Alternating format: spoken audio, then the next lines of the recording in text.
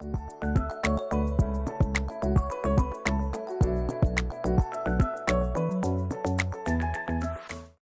everybody, my name is Brooklyn, otherwise known as TheDramaticOtaku, and welcome to today's WEEB Wrap-Up. If you don't know what the WEEB Wrap-Up is, it is my bi-monthly review series where I go through all of the manga and anime that I have read in the last 2 months. This being the March and April 2025 edition. So, getting right into it with March anime. Now, I'm gonna put a little note at the start. I did also go to see Mickey 17. I gave it an 8 out of 10. Really good, love the movie, enough said. It's not anime, but I didn't make a review video on it and I wanted to mention it. First of all, we have an anime that I watched solely because I got this figure down here. This is one of the characters at Shirokasa. So, I got this figure in a lucky bag. I got this and a couple other figures from them. I sold all the other figures because I didn't like any of them. But this one, I was like, she looks normal. The series looks okay. So I decided to watch Osamake, a rom-com where the childhood best friend won't lose. And she is one of the love interests. And oh my god, thank God I found a series that is decently okay with this figure because she is actually one of my favorite characters. So I feel okay having her as a fucking figure. I'm so happy. It has been very difficult to put my thoughts into words as this anime I am very lukewarm to, despite the fact that I like that character and I'm happy that I can just display her as a figure without any underlying ick, you know? I was very lukewarm to the anime. And that's off of a red hot start to the anime. I will say the reason I started this anime was, again, because of the figure. It was randomly bestowed on me because of a figure mystery box, and it was the only figure that I kept because this anime and the character seemed okay. And for the most part, I was 100% correct. And I really do love Shiro. I think she deserves the absolute world, but the anime is kind of forgettable. The story surrounds Suharu Maru, a teenage boy, and him falling in love with a pretty girl, Shirokusa Kachi, the figure.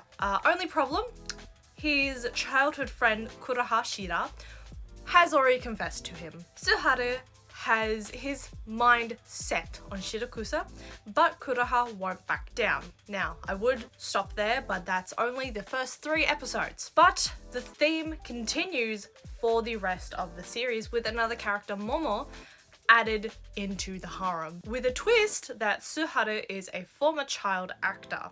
Uses that to try and impress Shirokusa. Turns out Shirokusa was Suharu's childhood friend Shiro, and Haru thought Shiro was a boy. We following? Then, when he confesses to Shiro, he changes his mind and confesses to Kuro. She turns him down, and the video of this confession, this chaos, goes viral, and that turns into them turning into some kind of entertainment club where big companies want Suharu to be an actor again, but then he doesn't. Plot resolves around the gang, TM, was making a documentary about why Suharu left the industry and an ending to the drama he was on when he was a kid.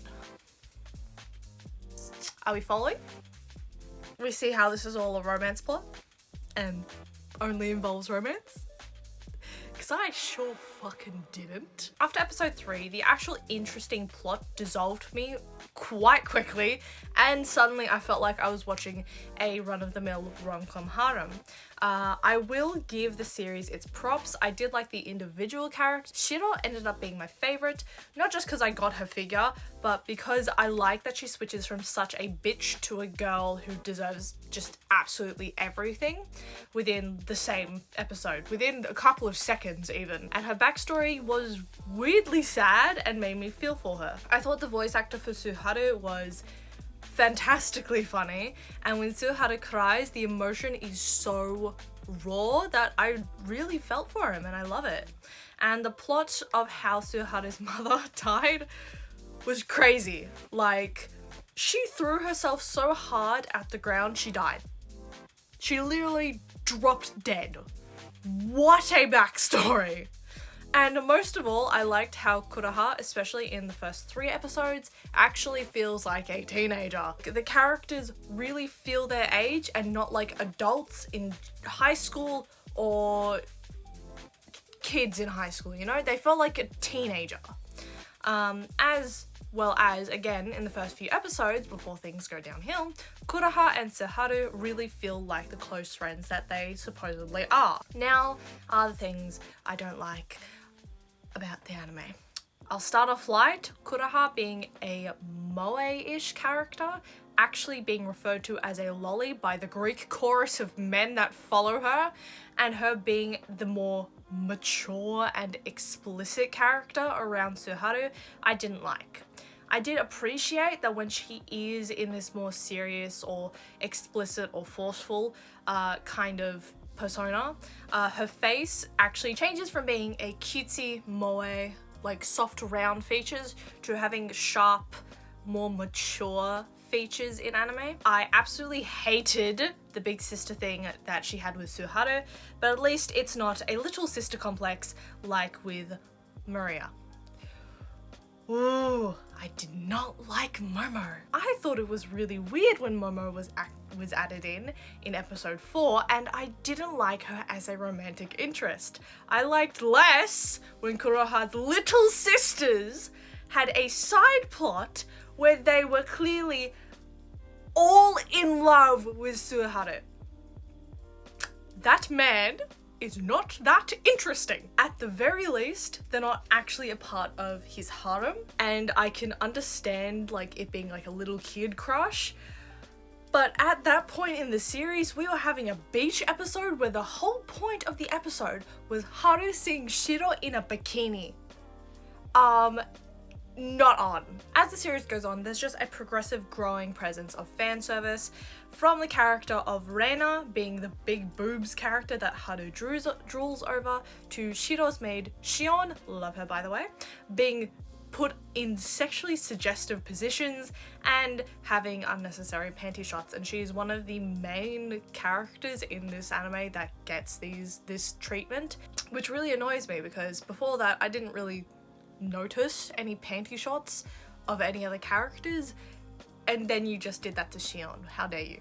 Another big thing that lost me on this series was Suharu being a child actor, because there must have been a disconnect on my end with the translation, because they consistently say child actor, yet most of what Suharu does is sing and dance. I fully understand that like in the acting industry, point blank period, the best way to get into acting is if you can sing and dance, and I know in Japan it is slightly different from the West. But they say specifically in the anime, like this isn't even like, oh, it's different in Japan, this is the industry, blah blah. No, they specifically say that Suharu is putting on a performance/play that Shiro wrote herself. And yet, what Suharu performs is a song and dance that he had already known from his childhood.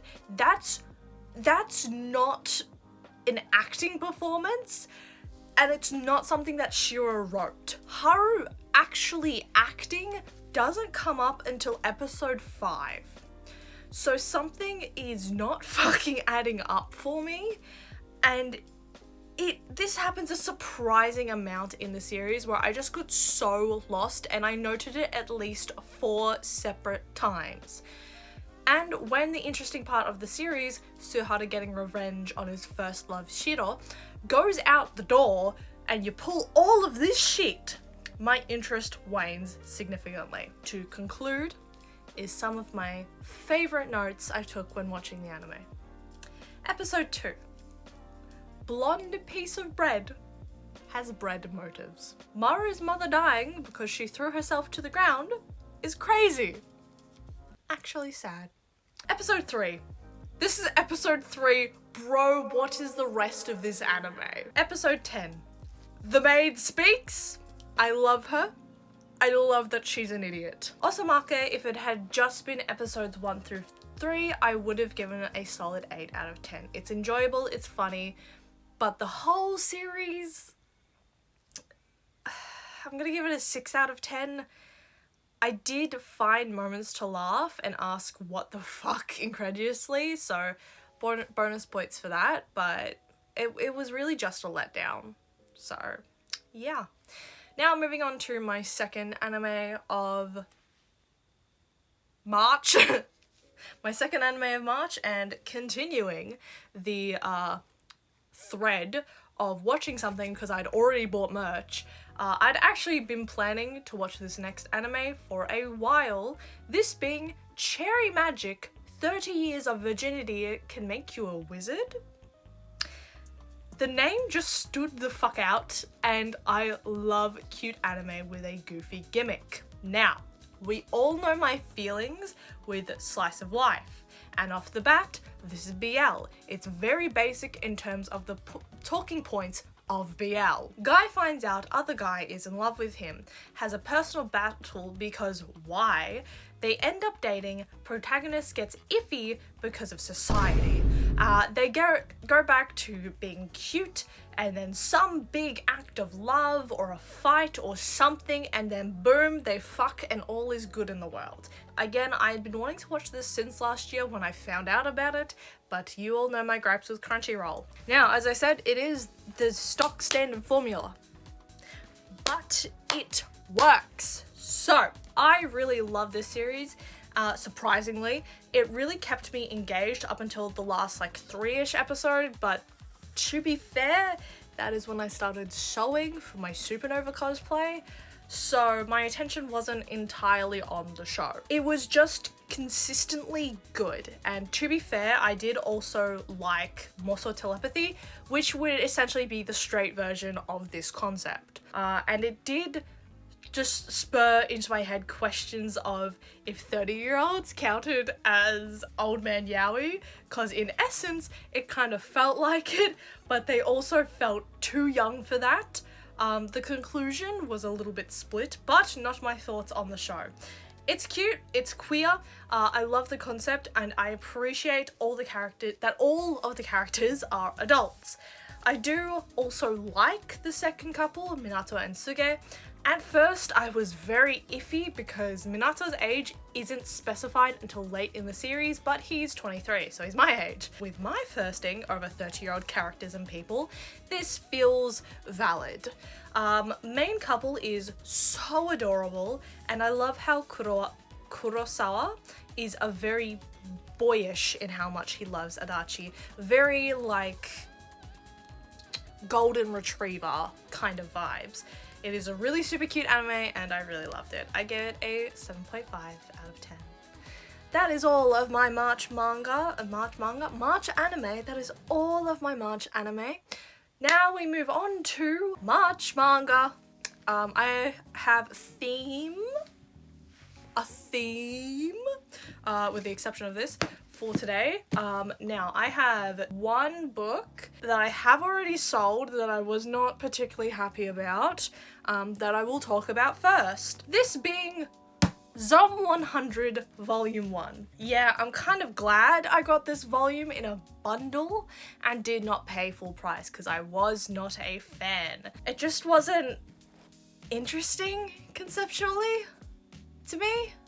Like, that might just be because of the amount of zombie manga that I've read and how they're all just very similar. Weirdly enough, the art style reminded me of Magical Girl Apocalypse, and I really could not shake it. I did like a couple of panels, but this feels like a very zombie version of Comic Can't Communicate, where the goal is set and events just randomly happen around that list consequentially. Not on purpose. Generally, I found it boring. I found myself feeling like I was reading an amalgamation of all the apocalypse manga I've ever read, and for a series that mentions zombie slop at least twice, it ends up falling directly into that style of book. Oh, and I didn't like how the manga sexualizes its female characters. Even background zombie characters were always in some stage of undress around the boobs. So I gave Zom 100 a 3 out of 10. I will not be continuing the series. Moving on to a series I will be continuing and love to death. The guy she likes wasn't a guy at all. Now, I don't love the official translated name because I started reading this with the fan translation name. Obviously the guy she liked wasn't a guy at all. It just rolls off the tongue easier than the guy she was interested in wasn't a guy at all. Like, why did you add more syllables to a really long sentence? What's the point?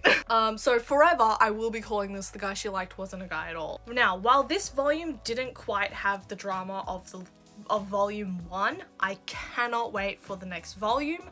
I love how it's a lot of Aya pining and how Aya's friends now also include Mitsuki into their friend group. In terms of character development, while for the last volume I thought Joe was a little bit annoying because he'd sort of just impede on Aya and Mitsuki like story time. Now we know more of his lore and his history, especially through the new character, ex-girlfriend of Joe, auntie of Mitsuki, Kana, who I am in love with. I'm generally enjoying his character way more. Aesthetically, I'm loving some of the like bubbly star effects that are on some of the pages. Very Y2K aesthetics that appear when Aya and her friends are talking versus the more grungy sort of prickly effects that appear when Mitsuki is talking. Love it. I'm obsessed. 8 out of 10.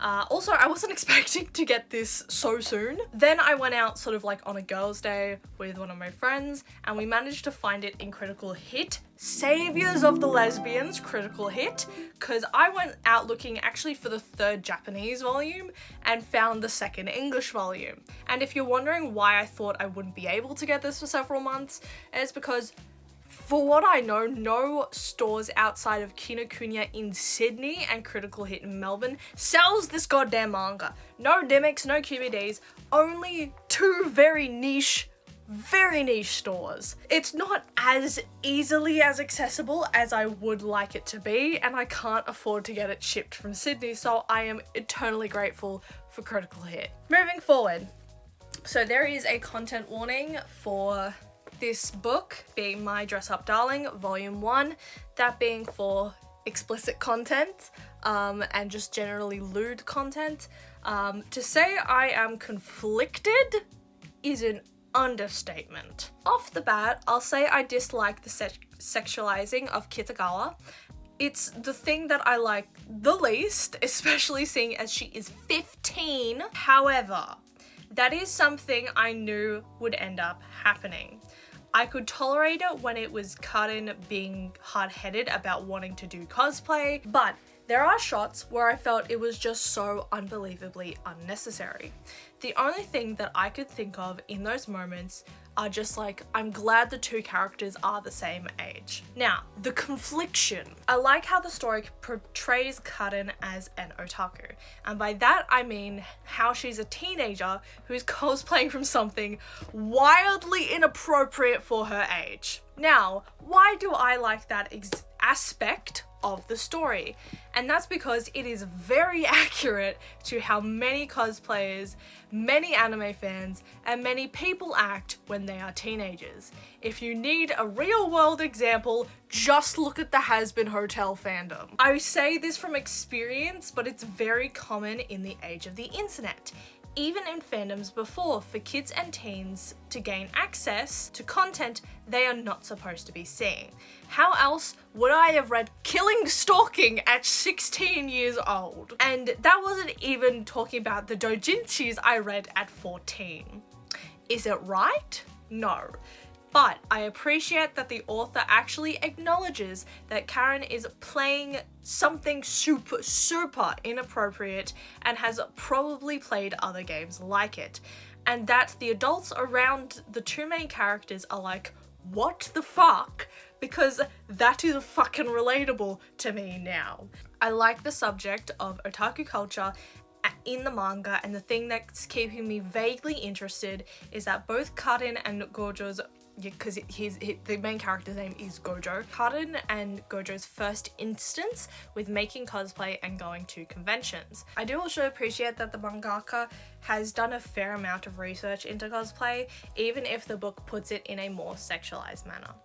Long story short, I like the concept, I do not like the execution. 5 out of 10, I can't say I wasn't engaged. Then moving forward to a series that I absolutely fucking adore, Neighborhood Story Volume 4, the final volume. Very glad I stopped Paradise Kissed when I realized it was a sequel to this series, because oh my god, I love the ending, and I love how it wraps into a little bow, and I love that Mikako actually goes to London.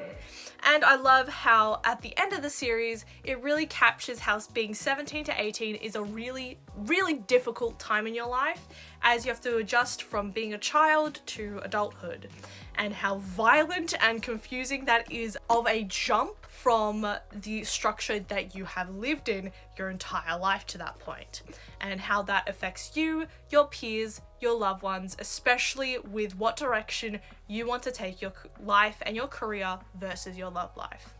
I really love how Tsutomu came to the realization of what he wanted to do, and eventually how he got off his annoying shit. Character-wise, love that Mikako goes to London.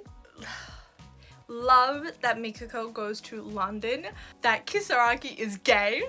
Gay man. Love that. My favorite panel is from Pichan again, being in love with Kisaragi. And I really love the futures that came for these characters. That the reason for Risa to not go to London is because that she's pregnant. Makes so much sense. Especially for her character, and the fact that her adult self is still punk as fuck. Love her. I do also like that Mirako, Boriko, didn't end up with Yusuke. As much as I did like them, their relationship was way too toxic. And I love that Miss Yazawa acknowledges that Ayumi's love for Yusuke is weird. The ending / epilogue I really loved, and how it eventually will lead into Paradise Kiss. There's not much other than word vomit that I can say to show my love for this volume and the series. I gave this one an 8 out of 10. And that is all for my March manga. So let's move forward into April anime. Now, I will make one note.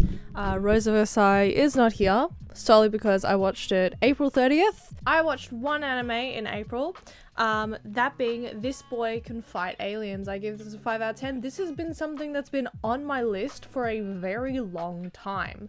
And there is another one that I have yet to watch, which is This Boy Caught a Mermaid. I will be watching that next month. But this has been something that's been on my list for a very long time. I believe it's an OVA. It's about a 30-minute watch. I gave it a 5 out of 10, not really for anything super bad. I like that it is implicit and more of an inferred BL, more about family dynamics and friends. It is more a metaphor for getting someone out of an internal mental struggle than actually, like, you know, physically fighting aliens. I also really liked the art style of this anime. That's why this has been on my list for so long. Generally the story was just kind of okay, and I do like how it explained Hotoko not getting messages being because his phone bill hadn't been paid for 4 months. So yeah. Moving forward into April manga, I have quite the collection. As you can see, there's a fuck ton here.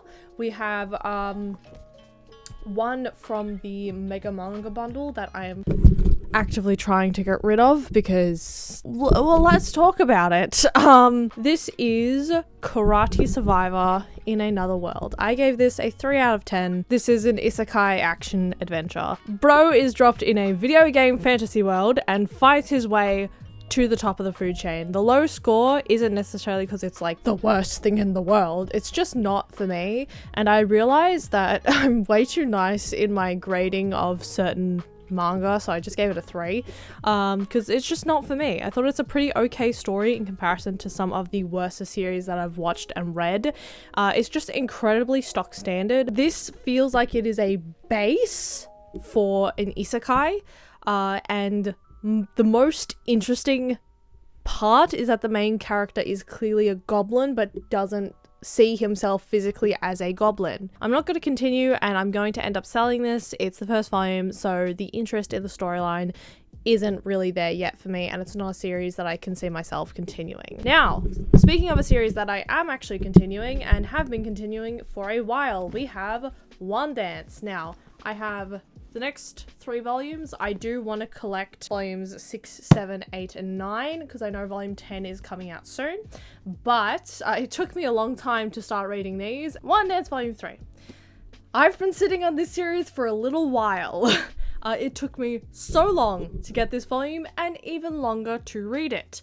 I really love this volume. Our main characters finally go to a competition, and while the group wins and Wanda gets a individual award, Kabo wants more, something different, and the idea of dance battles instead of just competitions comes to mind, with the group doing an internal dance battle. I still love the music suggested in the manga and how it just makes the story feel alive, as well as I love how different dance styles are drawn between different characters, with Kabo's design being more wavy and more of a shale brush style, but still being messy, with Onchan's being very clean, pointed, and layered to show off the amount of movement that's going on, because her dance style is popping, while Kabo's is hip-hop. And then you have Iori, his house, and it's sort of in between both of them, and I just I really like that. I gave this volume a 7 out of 10. Then we have volume 4, Battles Breaking and a New Character. Okay, sometimes the music does not work and does not match the vibe of the book and scene, though considering that they are at a tournament battle thing at the moment, it does make sense they don't get to pick the music.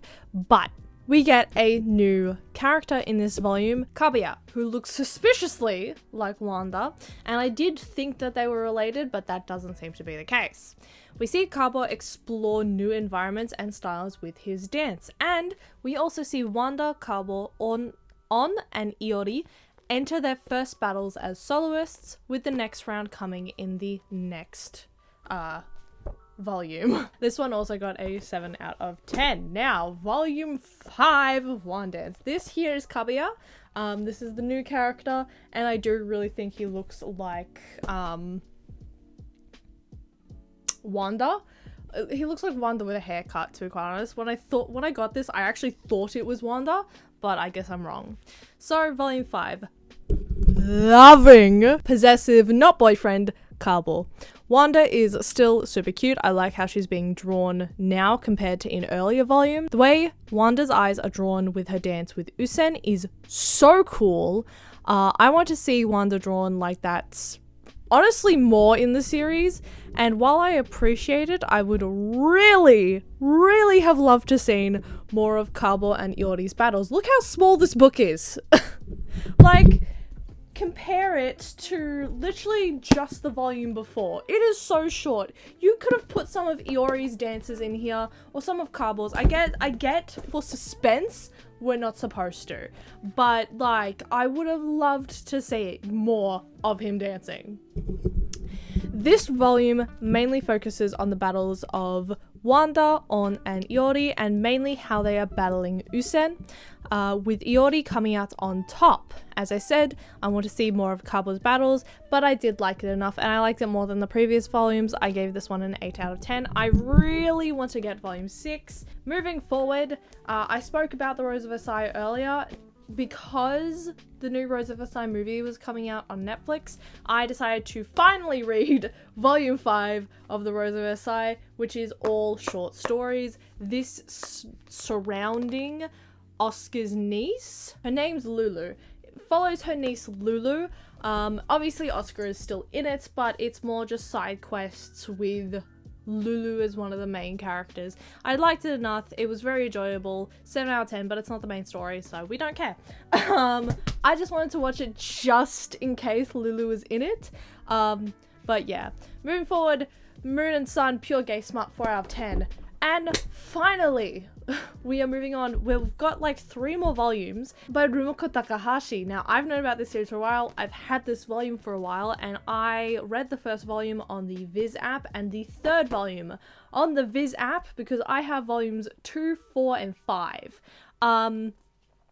Why I haven't yet got volume 1 or 3 yet, I don't know. But I will be continuing to collect this series because I'm liking it a lot thus far. So we're going to start with volume 1. I gave it a 7 out of 10. Similar to Inuyasha, but has its own concepts, calling it now the deity the protagonist saw in her past is an event in her future. I was initially perturbed by the art style, but it evened out as the story went on. It's humorous and the main character is more, I want to say, hard-headed than Kagome in Inuyasha, whereas Mao, the namesake character, he's more, I guess, like, knowledgeable than Inuyasha.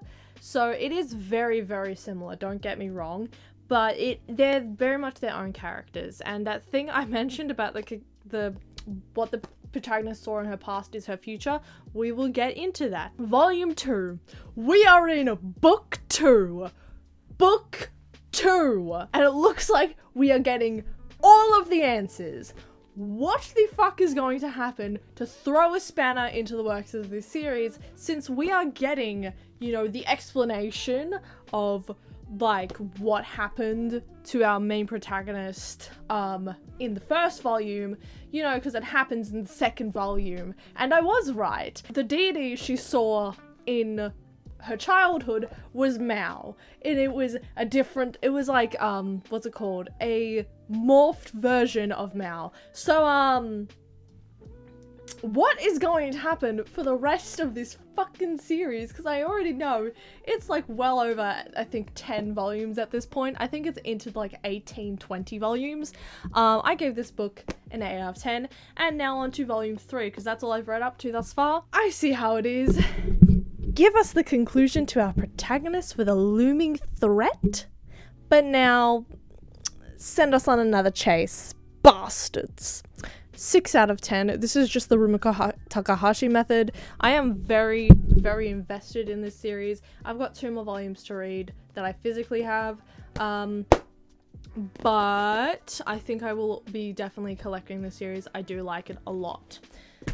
And that is all of my anime and manga for March and April. Now, as I said, you would have already seen my Rose of Versailles review at this point because I will be filming it in like 2 days.